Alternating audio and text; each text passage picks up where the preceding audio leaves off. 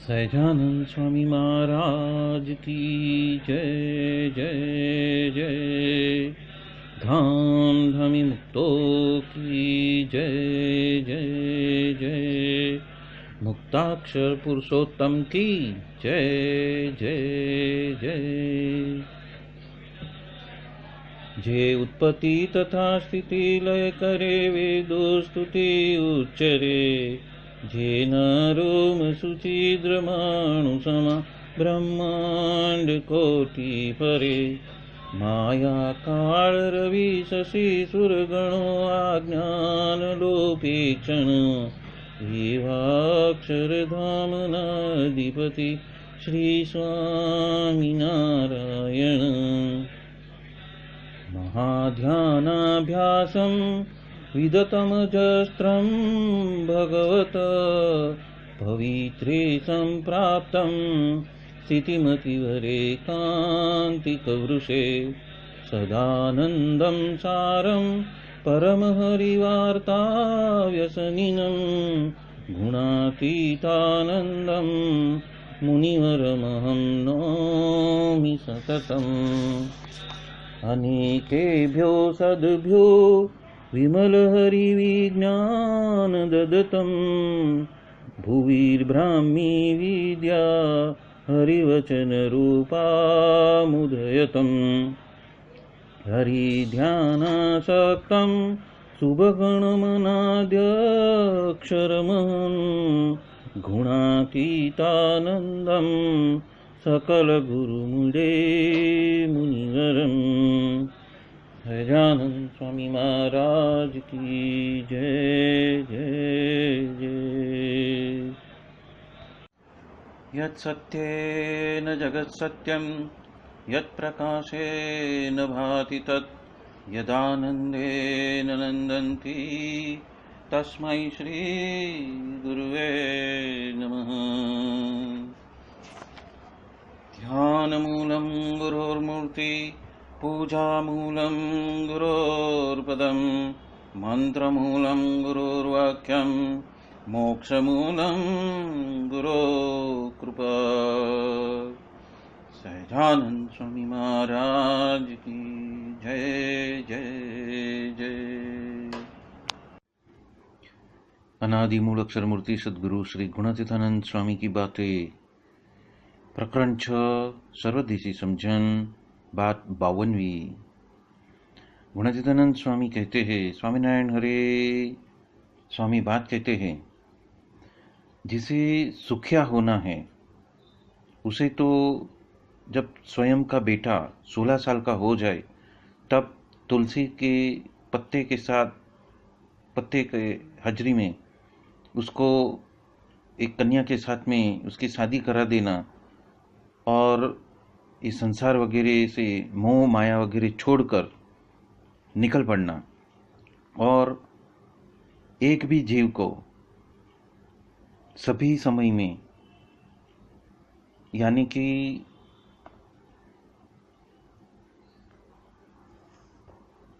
हर एक परिस्थिति में, हर एक बाबत में उसको कभी कुशलता या तो अनुकूलता है क्या, वो बात यहाँ पे पूछ रहे हैं, वो प्रश्न पूछ रहे हैं। यदि वो मृत्यु को प्राप्त होता है तो वो दुखी हो जाता है। तो एक ब्राह्मण का जो बेटा है वो गुजर गया, तब वो पोक रख रख कर मतलब जोर जोर से रोने लगा और दूसरे को भी रुलाता रहा। जो बहुत अच्छा था, गुणवान था, ऐसा करता था वैसा करता था, ऐसे कहने वाले 1000 मिल गए। तब मायाराम भट्ट जी उसके लिए खरखरा करने के लिए, मतलब कि शोक संदेश देने के लिए गए। तो जाते जाते अन्य दिन में वो स्नान करने को गए और कहा कि तू क्यों खाता पीता नहीं है, ये सब क्या क्या पकड़ के बैठा है। तब वो कहते हैं ये तो मेरा बेटा है, वो गुजर गया है, तो क्या उसके वजह से कोई उदयपुर की जो गादी थी वो खाली हो गई क्या। यदि एक ब्राह्मण गुजर गया तो भिक्षा मांगने की एक झोली है वो कम हो गई, उसमें क्या। तत्पश्चात उसने सोचा कि ये बात तो सच्ची लगती है। तत्पश्चात कहते हैं कि मैं तो 15 दिन में ही यदि मर जाता, पर आपने मुझे ये सब ज्ञान देकर जिंदा रखा है। सिर्फ किसान ही इस देश में थोड़ी ही है, बनिए भी है, वस्त्र बनाने वाले सही भी है, मतलब वस्त्र को सीने वाले सही भी दर्जी भी है, नागर भी है, सोनी भी है, लुहार भी है, कड़िया है। और ये सब की क्या खोट हो गई है क्या? ऐसा ज्ञान समझाया। और जो कान खजूरा रहता है, कान पिछुड़ा रहता है, उसका एक पैर यदि यदि टूट भी गया तो क्या उससे उसका क्या बहुत सारा नुकसान हो जाएगा क्या? मतलब कहना ये चाहते हैं कि वो नुकसान तो गिनती में ही नहीं आता है। और यदि मुर्गा सुबह सुबह में बांग नहीं करेगा तो क्या सूरज नहीं उगेगा क्या? ये बात भी यहाँ पे उसको शान से समझा रहे हैं। उसमें क्या, ऐसा सोच कर सुख से भजन करना। तो यहाँ पे गुणातीतानंद स्वामी उनकी स्वयं की जो बात 50वीं बात में जो बात कही है, उसको फिर आगे से विस्तृत करते हुए सब अलग अलग एग्जाम्पल, मतलब अलग अलग जो बातें हैं, अलग अलग कथाएं हैं, उदाहरण हैं, वो दे देकर वो हमें समझा रहे हैं कि यदि सुख में रहना है तो ये जो सांसारिक गतिविधियां हैं, या तो देह विषयक गतिविधियां हैं, या तो ये जो जन्म मरण का चक्कर है, उसमें से यदि बाहर निकलना है और सुखिया होना है, तो ये संत का संग कर लेना, इस संत को ही अपना संसार मान लेना।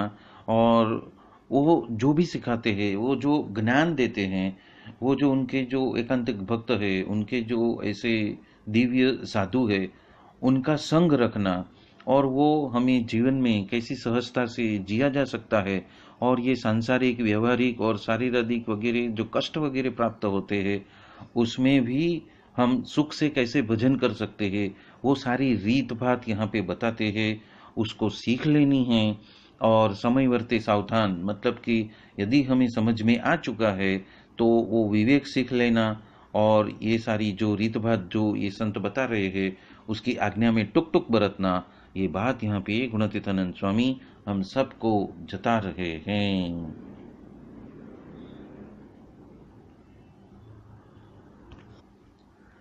यह जो बात 52वीं है वो 50वीं बात के साथ में संलग्न है, और जीव को किस तरह से सुखी रहना वही बात का यहाँ पे निरूपण किया है। तो 52वीं बात और 50वीं बात दोनों को हम जोड़ देते हैं, एक साथ कर देते हैं, और उसका भी अनुसंधान, बात 50वीं का 50वीं का भी अनुसंधान हमें करके रखना है। तो इसके साथ में आगे बात 50वीं आ जाती है। इसी के साथ में ये बात यहाँ पे संपन्न करते हैं। बोलो सहजानंद स्वामी महाराज की जय जय जय। जय स्वामी नारायण। अनादिमूल अक्षर मूर्ति सद्गुरु श्री गुणातीतानंद स्वामी की बातें, प्रकरण 6, सर्वदेशी समझन, बात 50वीं। स्वामीनारायण हरे स्वामी बात करते हैं, इस लोक का हेत कैसा है? ऐसा कहकर एक पटेल का दृष्टांत विस्तार पूर्वक कहा कि उसके कुटुंबियों के अंदर उसके ऊपर प्राण न्यौछावर करे ऐसा हेत था। फिर भी साधु के कहने से वो बीमार हुआ, और उसके ऊपर से साधु ने दूध दूध को घुमाया और कहा कि इसकी जो बीमारी है कौन ग्रहण करेगा इस दूध पीकर। तो किसी ने वो दूध पिया नहीं, और इस तरह से साधु ने उसको दिखा दिया और कहा, काणे जायते अधिकु रड़े, आंगणे जईने भूस पड़े, ते सारो लागे ते माटे, हेत होय तो पड़े नहीं वाटे। इस तरह से झूठे झूठे हेत प्रीत है। और एक गृहस्थ का जो बेटा था कि वो नहीं मानता था कि वो दुखिया हो जाए, पर वो तो सभी के बुद्धि के हिसाब से ही बर्तन अपना बर्ताव करते हैं। इसलिए वृद्ध भी हुए तो उसे तो गाँव गाँव इसके लिए मंदिर बनाए हुए हैं, उसमें बैठकर भजन करना, और 2 समय जाके 2 समय में अपना जो भोजन है वो खाकर आ जाना। जैसे बूढ़े बेल को खेडूत न देवत खान, मुक्त कहे यूं ही वृद्ध को सभी करत अपमान। और जिन्हें सुखी रहना हो उसे तो जन्म जन्मांतर का मान पड़ा हुआ है, उसको छोड़ देना, उसका त्याग करना, नहींतर मेथी पाक मिलता है, मतलब कि मार पड़ता है। उसके ऊपर कहा जो गुरु और चेला, बाप व बेटा और सासू और वहू, इस तरह से रहना। और दास का दुश्मन हरि के दी होई नहीं, जेम कर से तेम सुखज था से, वो एक पंक्ति जताई। और कौन जानता है कि हमारी वासनाएं होगी, उसको टालने के लिए ही ऐसा होता होगा ना। ऐसा जानना और सुख से रहना।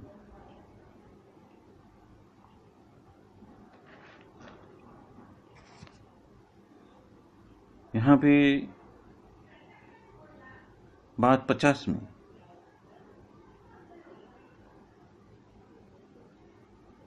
संसारी जनों के हित के बारे में एक पटेल का दस्तान दिया और सब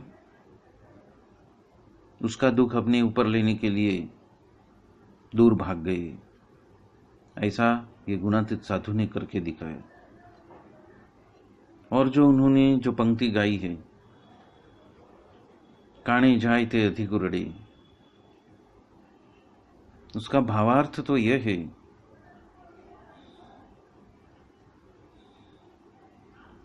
कि जब कोई व्यक्ति गुजर गया हो तो उसका शोक मनाने के लिए वो व्यक्ति मृतक के घर के सभ्यों से भी बहुत ज़्यादा रोता है। उसके आंगन में जाके धप देकर गिर जाता है। वो तो सिर्फ उसका झूठा दिखावा है। यदि सच्ची में यदि हेत होता तो किसी के मृत्यु का समाचार सुनते ही वो उधर ही अपने रास्ते में ही क्यों नहीं गिर पड़ता। ये बात यहाँ पे गुणातीतानंद स्वामी सबको उजागर करना चाहते हैं कि ऐसे संसार जगत में तो सब आडंबर करते हैं, दिखावा करते हैं और ऐसा जताने की कोशिश करते हैं कि हम ही आपके सबसे प्रिय है और हमें ही सबसे ज़्यादा उसका दुख है जाने का। ऐसा बात यहाँ पे गुणातीतानंद स्वामी कहते हैं कि ऐसी जो हेत प्रीत जो दिखाते हैं वो तो एक दिखावा है, आडंबर है, वो एक छलावा है।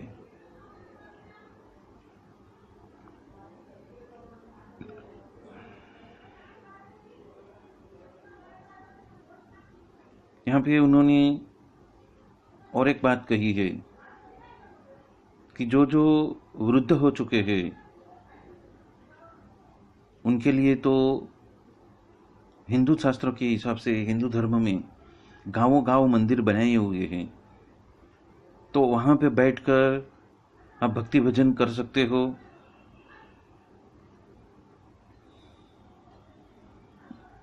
और यहाँ पे जो भजन कहा गया है, मतलब कि प्रभु के सन्मुख या तो गुरु के सन्मुख भक्ति अदा करनी, भजन भक्ति अदा करनी। शास्त्रों में भी 9 प्रकार की भक्ति कही गई है। श्रवण है, कीर्तन है, नाम सुमिरन है, सेवा है, अर्चन है, वंदन है, दास भाव है, सखा भाव है और आत्मनिवेदन है। और ऐसी 9 प्रकार की जो भक्ति का वर्णन जो है वचनामृत प्रथम 40 में श्री जी महाराज ने विस्तार से जताया है। तो जो जो वृद्ध हो चुके हैं उन्हें संसार की वाट छोड़कर 2 समय घर पे जाके भोजन करके बाकी अन्य समय में भजन भक्ति में व्यस्त हो जाना, ये बात यहाँ पे उन्होंने बताई है। और इसलिए एक पंक्ति बताई है, जैसे बूढ़े बेल को। उसका भावार्थ यह है कि जिस तरह जो वृद्ध हो गया बैल है, जो अभी कुछ काम का नहीं है, वो जो किसान है वो उसको जितना चाहिए उतना, जो खाना जितना जरूरी है उतना अन्न वो देता नहीं है। और उस वक्त मुक्तानंद स्वामी कहते हैं कि उसी तरह से वृद्ध व्यक्ति का भी सभी अपमान करते ही घूमते रहते हैं।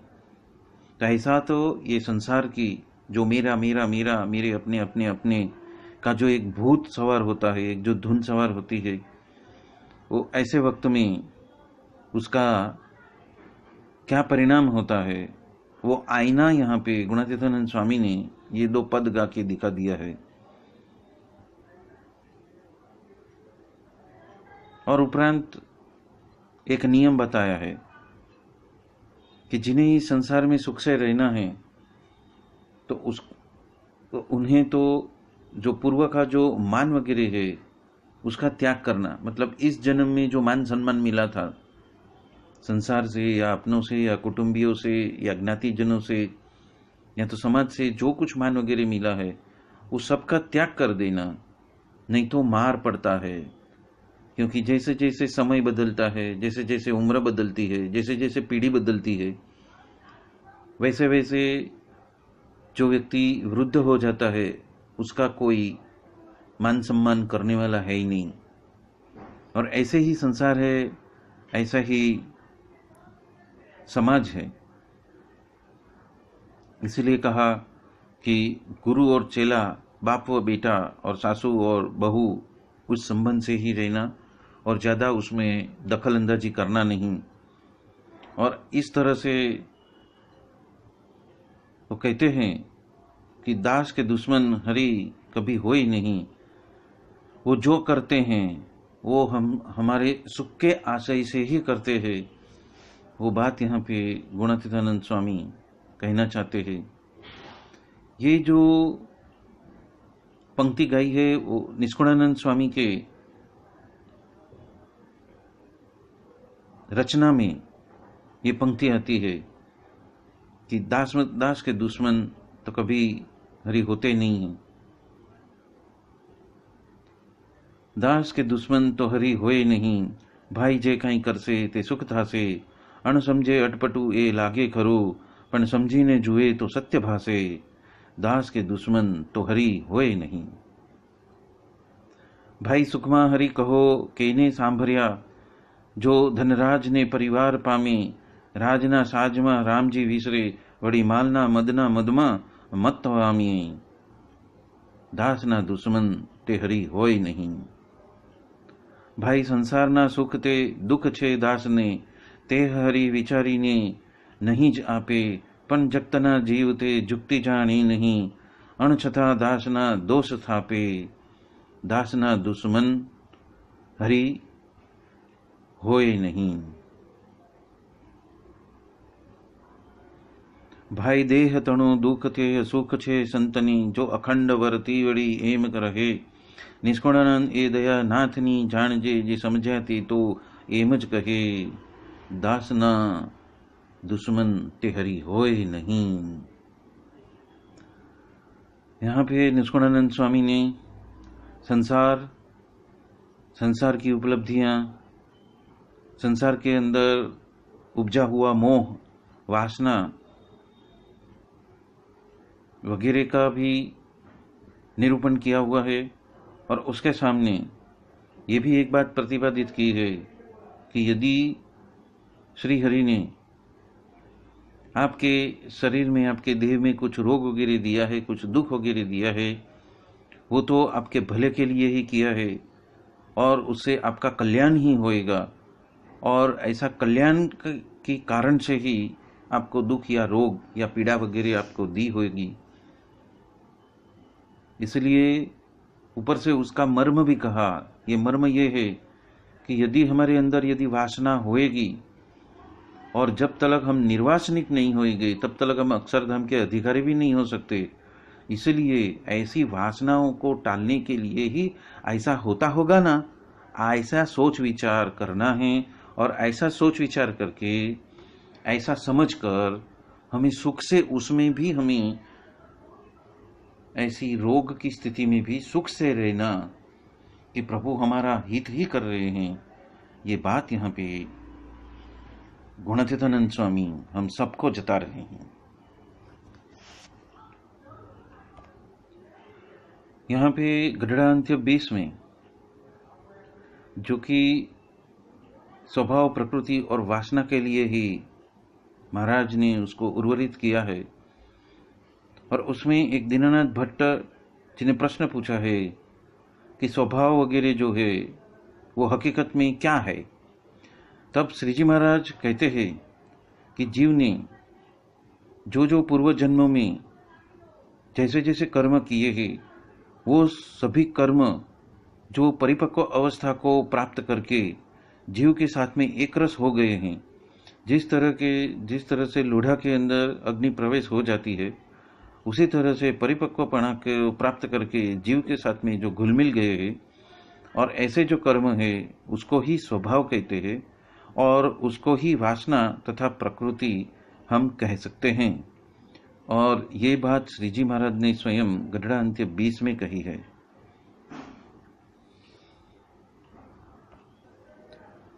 वासना के आवेगों के वक्त जब हम रोगी वगैरह हो जाते हैं, तो गुणातीतानंद स्वामी कहते हैं कि ऐसी धारणा रखनी या तो ऐसा निश्चय पक्का रखना कि हरि कभी हमारा अहित करेंगे ही नहीं, और वो तो हमारी सब जन्म जन्मांतर की जो वासनाएं हैं वो टालने के लिए ही भगवान ऐसा करते होंगे ना। ये एक रास्ता दिखाया हुआ है, और इस वजह से हमें सुख में ही रहना है। और दूसरी बात यहाँ पे गढ़ड़ा 20 में कही है कि आत्मनिष्ठा सहित भक्ति करते रहना, और वही वासना को टालने का उपाय है। और आत्मनिष्ठा वाले भक्त को तो यदि कुछ भुंडे देश कालादीक के योग के वजह से अज्ञानी के माफक ही क्षोभ थे आते हैं, क्षोभ हो भी आता है, तभी वो ज़्यादा समय वो टिकता नहीं है। ये सिद्धांत बात यहाँ पे गुणातीतानंद स्वामी और श्रीजी महाराज दोनों करते हैं कि उसका जो उपाय है वो तो यही है कि आत्मनिष्ठा सहित भक्ति करनी, और हम साधु के सामने नतमस्तकी होकर सेवा भाव से और संपूर्ण निष्ठा से, संपूर्ण दृढ़ता से उनकी सेवा चाकरी करते रहना। ये बात यहाँ पे गुणातीतानंद स्वामी ने जताई हुई है। गढ़ड़ा 18 में अखंडानंद स्वामी प्रश्न करते हैं कि इस जीव को पूर्व जन्म के जो भी कर्म है, उस जन्म के कर्म का जोर है, वो भगवान का भक्त होए तभी कब तलक रहता है। तब श्रीजी महाराज कहते हैं कि इस जीव को जब जब सत्पुरुष का संग होता है, और जैसे जैसे वो समागम में आगे बढ़ता जाता है, वैसे वैसे पूर्व कर्म संबंधी जो जो वासना है वो तो जूनी होती जाती है। मतलब कि उसकी जो प्रखरता है वो कमतरता में आती है, और धीरे धीरे आहिस्ते आहिस्ते वो जो पूर्व कर्म की जो जितनी वासनाएं हैं वो तो जीर्ण हो जाती है। और वो उसके वजह से, जो जीर्ण हुई वासना की वजह से, तो जन्म मरण का जो भोगवटा आना चाहिए वो आता नहीं है। ये बात कहते हैं। उसके लिए उन्होंने एक उदाहरण भी दिया है कि जिस तरह से 3 साल या 4 साल जो पुरानी ऐसी जो डांगर हमने संभाल के रखी है, वो उसको यदि हम बोएंगे तो उसमें से कुछ भी उगने वाला नहीं है, पर वो सिर्फ खाने के लिए ही काम में आती है। उसी तरह वासना जिस तरह से जीर्ण हो जाती है, उसके वजह से, जीर्ण हुई वासना की वजह से वो जन्म मरण का भोगवटा दे नहीं सकती, वो अक्षम हो जाती है, निरर्थक हो जाती है। उपरांत ये भी कहा है कि भगवान का जो भक्त है और उसे भगवान के संबंध में या तो विषय के संबंध में जो जो संकल्प जब जब उठता है, और जब जब उसके तुल्यपने के हिसाब से ही उसका वर्तन होते रहता है, तब तक ऐसा प्रतीत हो जाना चाहिए कि यहाँ पे तो वासना बलवान है। और जब जब भगवान संबंधी जो संकल्प और विषय संबंधी जो संकल्प उसको जीव स्वयं होश से हटा देते हैं, तब ऐसा जानना कि वासना तो जीर्ण हो चुकी है। ये सिद्धांत बात जो है वो यहाँ पे गढ़ड़ा 18 में श्रीजी महाराज ने वासना के बारे में जताया हुआ है। उपरांत कहा है कि जो वासना से मुक्त हो चुका है, यानी कि निर्वासनिक जो पुरुष हो चुका है वो तो जितनी परमेश्वर की आज्ञा होती है उतने ही व्यवहारों में वो जुड़ता है, पर आज्ञा के बाहर वो कुछ भी नहीं करता है। परंतु जो सवासनिक होता है, मतलब अभी भी उसकी वासना जिस जीव की अभी भी प्रबलता रहती है, तो जब जब वो व्यवहार में जुड़ता है तो व्यवहार में से वो अपने आप मुक्त नहीं हो सकता है, और परमेश्वर की आज्ञा की वजह से भी वो मुक्त नहीं हो सकता है। सो इसी रीत से निर्वासनिक पुरुष और सवासनिक पुरुष के लक्षण भी यहाँ पे श्री जी महाराज ने गढ़ांध्य 18 में जताया हुआ है।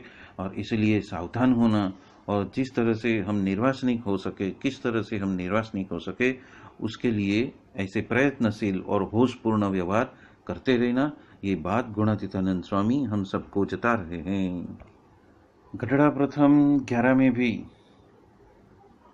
वासना और एकांतिक भक्त के लक्षण के बारे में श्री जी महाराज ने बात की है।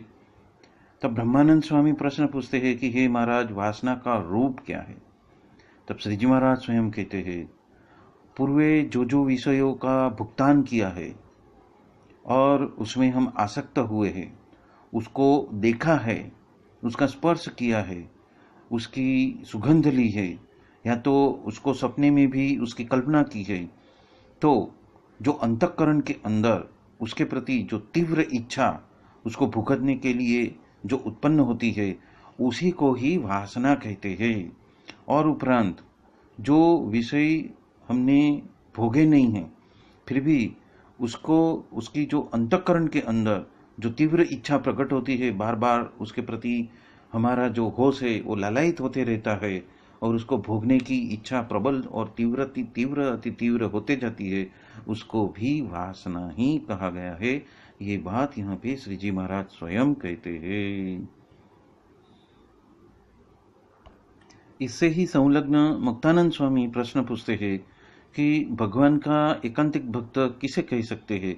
तब श्री जी महाराज कहते हैं, जिसे भगवान के सिवा अन्य कोई भी वासना हुए ही नहीं और स्वयं को ब्रह्मरूप मानकर भगवान की भक्ति करता रहे, और वो ही एकांतिक भक्त कहलाता है। मतलब कि स्वयं को अक्षर ब्रह्म रूप समझता है और अपने हृदय के अंदर परब्रह्म पूर्ण पुरुषोत्तम सर्वोपरि भगवान श्री स्वामीनारायण भगवान मेरे हृदय में अखंड विराजित है, अखंड अखंड अखंड विराजित है। ऐसा होश, ऐसा जानपना का दरवाजा जिसके अंदर रहता है, उसको ही एकांतिक भक्त कहा गया है। ये बात यहाँ पे श्री जी महाराज जता रहे हैं। वेदांत ने उसके बारे में इस तरह से कहा है कि अनुभवजन्य ऐसी स्मृतियों का जो समूह है, जिसके वजह से उसकी प्राप्त करने की प्रबल इच्छा के वजह से जो मोह उत्पन्न होता है या तो तीव्र आवेग उत्पन्न होता है, और उसके लिए, उसको प्राप्त करने के लिए आगे पीछे का कुछ भी विचार किए बिना एकाएक ही हमारे भाव जगत के ऊपर क्रोधाधिक जैसी वृत्तियाँ एकदम प्रकट हो जाती है। वो एक प्रकार से चित्त में रहे हुआ एक प्रकार का जो संस्कार है, उसे ही वासना कहते हैं। जैन शास्त्र के अनुसार उसे कर्म की असर या तो एक प्रकार की उसकी छाप को वासना कहते हैं। कर्म हो जाने के पश्चात भी मन में उभरने वाली जो उसकी असर है, उसका जो परिणाम है, उसे वासना कहते हैं। हम जो जो कर्म करते हैं और उसके वजह से हमारी वासना का गठन होता है और उस वासना से ही पुनर्जन्म होता है, यह है जैन शास्त्र का मत। वासना का एक दूसरा अर्थ यह भी होता है कि मन में उत्पन्न होने वाली जो स्वाभाविक इच्छा है या तो जो भावनाएं हैं या तो पूर्व संस्कारों के वजह से दृढ़ हुई ऐसी कामनाएं हैं या तो जो तृष्णा है, जिस तरह से कह सकते हैं कि मनोवृत्ति से उत्पन्न होने वाली जो असर है और मन की वृत्तियों का जो वलन है या तो उसकी जो रुचि है या तो उसका जो प्रकृति है, स्वभाव है, उसको भी वासना कही गई है। वासना को अन्य शब्दों में विषय वासना भी कहा गया है या तो काम वृत्ति भी कहा गया है। अन्य रीत से कहे तो अतृप्त इच्छाएं, और इच्छाओं का और वासनाओं का या तो पंच विषयों का ऐसा संबंध है कि जितनी इच्छाओं को आप पूर्ण करते जाओगे उतनी वो बढ़ती जाएगी। जितनी इच्छाओं का या कामनाओं का आप भुगतान करते जाओगे उतना ही जीव विचलित होते जाएगा और उसको ऐसा एक मृगजल पैदा हो जाएगा कि और पाऊं और पाऊं और पाऊं, और वो जो तृप्ति की इच्छा है वो क्षणभंगुर है और थोड़ा समय व्यतीत होने पर वो वापस दुगनी ताकत से वो बाहर उभरती है और उसको पूर्ण करने के लिए वो संपूर्ण अस्तित्व को वो प्रवृत्त कर देता है, चलायमान कर देता है, चलित कर देता है, विचलित कर देता है। उसको ही वासना कहा गया है। और ये एक संभ्रमित अवस्था है, एक अज्ञान की अवस्था है और जिसमें से जीव को बाहर निकलना है।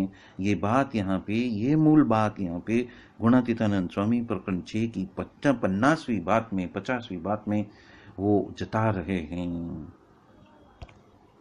वेदांत में वासना को मिटाने के लिए जो व्याख्या की है उसको देखते हैं।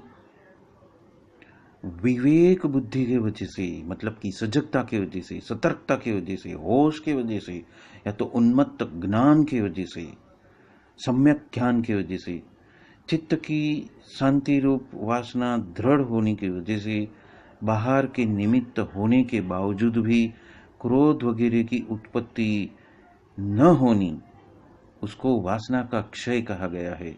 और इसके लिए उसका जो उपायभूत कारण क्या बताया है?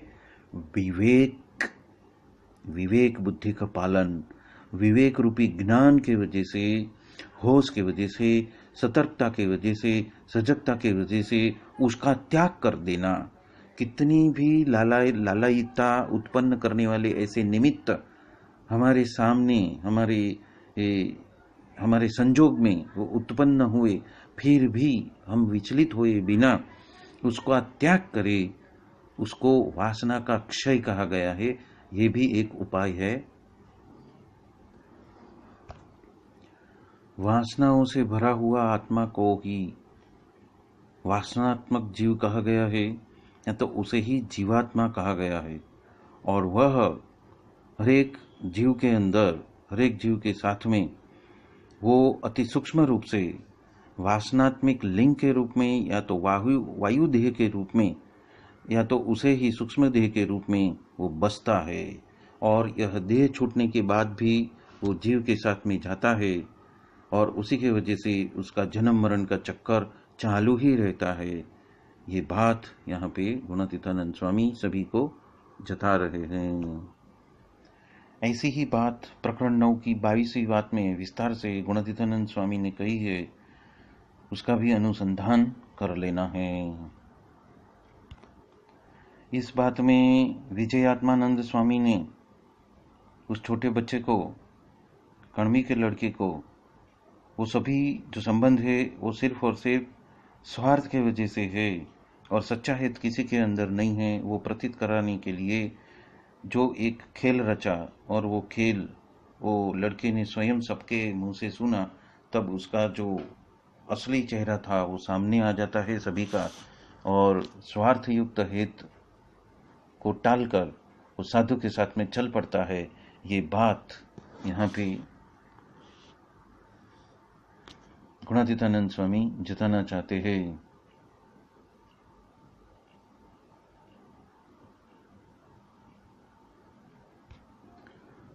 प्रकरण 9 की 25वीं बात में गुणातीतानंद स्वामी कहते हैं, विषय वासना तो होती है, पर यदि जो नियम में रहते हैं तो सुख रहता है, और नियम का पालन करना वो भी जोग के बिना तो उसका पालन होता नहीं है। कर्म को वश होकर तो सब नियम रखते हैं। इसलिए उदाहरण देते हैं कि राजकोट के सुरभि राजा थे, वो तो एरंडिया और बाजरा का रोटला ही खा सकते थे, और रघुनाथ राय के घर में तो रुपया का ढक पड़ा था, पर वो तांदलजा की भाजी और बाजरा का रोटला ही खा सकते थे। इस वजह से कर्म के वजह से या तो रोग के वजह से तो जीव नियम रखता है, पर भगवान की आज्ञा की वजह से वो नियम रखता नहीं है। और जिस दिन ऐसे नियम में रहने के वजह से सुख रहता है, उसकी पुष्टि हो जाएगी, तो विषय वासना से मुक्त होने के लिए धर्म नियम का पालन सहज में हो जाएगा।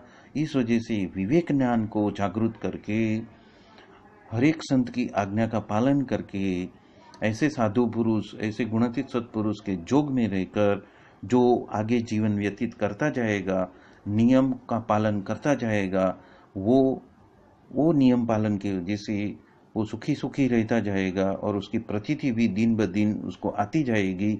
इसलिए श्रद्धा रखनी, निष्ठा रखनी और आज्ञा पालन में रत रहना, तो ये विषय वासना आपका कुछ भी बिगाड़ नहीं सकेंगे और जीव भ्रमरूप हो जाएगा। ये बात यहाँ पे गुणातीतानंद स्वामी जता रहे हैं। प्रकरण 10 की 188वीं बात में गुणातीतानंद स्वामी और एक रीत बता गए हैं कि विषय वासनाओं से कैसे हम मुक्त हो सकते हैं। कि भगवान मनुष्य जैसे होकर सभी के धर्म लिखे गए हैं कि आश्रम वाले हैं उसको क्या करना है, वर्ण वाले हैं उसको क्या करना है, किस तरह से भूमि का सिंचन करना है, किस तरह से पशुधन रखना है, किस तरह से हमारा पाक वगैरह जो है उसको संभालना है, और किस तरह से भगवान का स्वरूप समझना है, वो भी कह के गए हैं। इसलिए यहाँ पे कहा है कि जन्म कर्म च मे दिव्यम मे व यो वेत्ति तत्वतः त्यक्त्या देहम पुनर्जन्म नेति मामीति सो अर्जुन। इसलिए हमारे हित के लिए ही वो सब कुछ बता के गए हैं और हम उसका कैफ नहीं रखेंगे और वो तो उपेक्षा हो जाएगी, और जब उपेक्षा हो जाती है तो हो रहा हमारा सब कुछ बिगड़ जाता है। इसके लिए तो बड़े बड़े राजाओं ने राजपाट छोड़ा है, इतना तो दुख हमें नहीं है ना, इसलिए यहाँ आए हैं तो उसका लाभ ही मानना, जो सीखना है वो सीख लेना और जिसका त्याग करना है उसको त्याग देना, आख्यान को निकाल कर सुनना और उसके अंदर जो गुण हैं वो सभी बरोबर से उसको प्राप्त करना। और यदि वो पूछने के लिए भी नहीं आए तो शिक्षापत्री का पाठ करना, त्यागी हो तो उसे तो जड़ भरत का आख्यान निकलवाना और उसको पढ़ना, और वो किस तरह से इस तरह व्यवस्थित रूप से शिक्षापत्री के हिसाब से वगैरह वो बरत के गए हैं उसकी तपास करना। और ये तो हमें जीते जी ही करना है, क्योंकि देह का तो निर्धार कहाँ है, वो तो कभी भी गिर सकता है, और ये बीच में गिर गया, निर्वासनिक होने के पहले यदि वो गिर गया तो अन्य धाम में जाना पड़ेगा, और महाराज यदि वो हमें लेने के लिए आएंगे तो राजी कैसे होंगे यदि हम निर्वासनिक नहीं हुए। तो इसलिए तो सत्संग जो हम कर रहे हैं उसकी जो रीत है वो बरोबर व्यवस्थित रूप से समझ लेना, तो ही हमें फायदा होगा। ये बात यहाँ पे गुणातीतानंद स्वामी हम सबको जता रहे हैं। प्रकरण 9 की 28वीं बात में गुणातीतानंद स्वामी यही बात अलग तरीके से कहते हैं। वो कहते हैं कि जन्म मृत्यु वो स्वयं में एक दीर्घ रोग है और उसका दुख तो भगंदर से भी कहाँ कम है, पर जन्म मरण के दुख की इस जीव को तो वो पता ही नहीं है, और विषयों में दुख है उसकी भी उसे पता ही नहीं है, और अन्य की क्या बात करनी, पर पढ़े लिखे ऐसे जो पंडित है उसको भी पता नहीं है। वो तो चार धाम यात्रा यानी कि जगन्नाथपुरी, सेतुबंध, रामेश्वर, द्वारका और बद्रीनाथ वगैरह, और जो 7 पुरी है जैसे कि अयोध्यापुरी, मथुरापुरी, काशी, हरिद्वार, कांची, उज्जैन और द्वारका, ये जो 7 पुरी में हैं, तो तब भी उन्हें तो उसके बारे में कुछ पता नहीं है, और जब सच्चे ऐसे गुणातीत साधु मिलते हैं तब वो पूर्ण हो सकती है, नहीं तो वो अधूरी ही है, अधूरी ही है, अधूरी ही है। तो उसको समझ लेना और ऐसे साधु के संग में ऐसा निर्वासनिक होकर प्रभु को राजी कर लेना, ये बात यहाँ पे गुणातीतानंद स्वामी ने सभी को जताई है। प्रकरण 9 की 23वीं बात में गुणातीतानंद स्वामी ने और एक गूढ़ अर्थ बताया है। वो क्या है? उसका जो स्वभाव है, जीव का स्वभाव है, वो जहाँ पे रहता है वहाँ पे ही बद्ध हो जाता है। यदि भरवाड़ को गांव में रहने को कहा जाए तो वो जो वन में जाकर जो पशुओं के साथ में रहता है वही उसको पसंद आता है। और भाल देश के जो कौवे हैं वो गुजरात में जाते नहीं हैं। और इसीलिए जो जीव जहाँ पे जन्म लेता है उसके साथ में वो बद्ध हो जाता है और उसको स्वयं की ही नात जात अच्छी लगती है। और जीव जहाँ पे रहता है वहाँ पे भी बद्ध हो जाता है। इसीलिए कहते हैं कि गुणातीत संत का संग करना और वहाँ ही हेतप्रीत बांध लेना, तो हम जन्म मरण के चक्कर से मुक्त हो जाएंगे। और ऐसे जीव के स्वभाव को पहचान कर विवेक बुद्धि से हमें जागरूक होकर, सतर्क होकर, सजग होकर ऐसे साधु जो हमें प्राप्त हुए हैं उसका संग कर लेना, उसका आज्ञा पालन कर लेना और हमारा वो हित ही करेंगे। वो बात हमेशा ध्यान में रखना कि श्री हरि कभी कोई किसी का भी भूंडा चाहते ही नहीं है। वो हमेशा सभी को कल्याण के मार्ग के ऊपर ही प्रशस्त करते हैं। और वो जब बात हम ध्यान में रखेंगे तो हम निर्वासनिक हो सकते हैं। तो इसी के साथ में आज का ये सत्संग यहाँ ही संपन्न करते हैं। बोलो सहजानंद स्वामी महाराज की जय जय जय। धाम धमी मुक्त की जय जय जय। सर्व गुणातीत स्वरूपों की जय जय जय। श्री गुरुदेव चरणार्पणमस्तु। जय स्वामीनारायण।